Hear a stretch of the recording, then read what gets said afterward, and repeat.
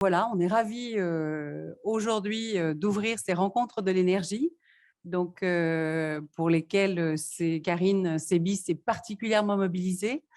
Euh, voilà, ces rencontres de l'énergie, c'est des rencontres initiées depuis une dizaine d'années. C'est un sujet central pour l'école. C'est un sujet majeur pour tous, mais c'est un sujet central pour l'école, puisqu'on a une équipe de professeurs, d'enseignants-chercheurs, beaucoup de mobilisation autour de nos étudiants, une chaire dédiée, donc Energy for Society, et donc vous connaissez Karine et elle anime ça avec beaucoup, j'allais dire entre guillemets, d'énergie justement pour la faire vivre au quotidien et pour organiser ces rencontres. Et puis aussi programme de formation dédié sur l'énergie. C'est un sujet forcément d'actualité, c'est un sujet central, c'est un sujet transversal.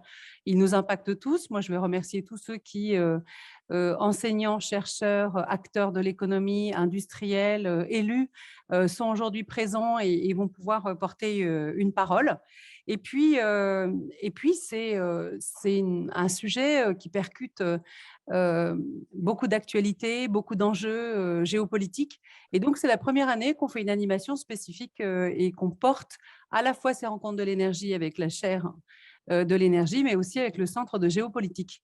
Et on le voit bien, on l'a vu à l'occasion des crises énergétiques récentes, à l'occasion de l'impact du conflit et de la guerre en Ukraine, à quel point la géopolitique impacte aussi ces sujets-là. Et donc, l'enjeu, c'est de pouvoir échanger ensemble avec des acteurs, avec des experts aujourd'hui, de pouvoir aussi échanger avec un écosystème très riche sur ces sujets-là, donc l'écosystème grenoblois. Je les remercie, ils sont présents, mobilisés sur cette thématique-là. Donc, on aura plaisir à vous voir, vous entendre. Et puis, c'est des rencontres qui ont vocation aussi à s'adresser à tout le monde, pas qu'aux experts. C'est des rencontres qui ont besoin aussi de nourrir nos étudiants, les citoyens, tous les acteurs, les enseignants, les chercheurs, euh, les acteurs de l'énergie, les industriels, les entreprises, tellement nous sommes bien évidemment tous impactés. Nous avons besoin aussi du partage de ces rencontres pour pouvoir avancer sur ces sujets et pour pouvoir porter aussi à terme une voix alignée.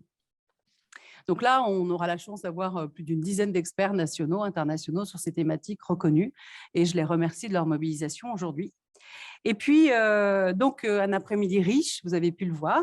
Donc, bien sûr, des keynotes, une table ronde, une première table ronde que vous allez avoir, donc une table ronde géopolitique. Donc, des questions importantes qu'on va pouvoir aussi se poser très fortement sur si nous ne remplaçons pas la dépendance aux énergies fossiles par une dépendance aux matériaux dits de transition énergétique. Et on voit déjà tous les enjeux et tous les débats et toutes les oppositions aussi qui se profilent déjà. Et puis, une table ronde dans laquelle on va inaugurer cette fois le cycle 2 de la chaire qui a démarré il y a quelques semaines et auquel j'ai eu la chance de pouvoir participer, ainsi qu'avec nos acteurs, mécènes qui sont présents.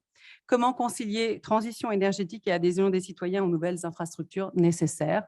Et donc là, effectivement, de vrais enjeux. Je voulais simplement, juste avant, remercier les partenaires parce que ces rencontres, c'est l'aboutissement d'un travail, c'est l'aboutissement d'une maturation de parcours.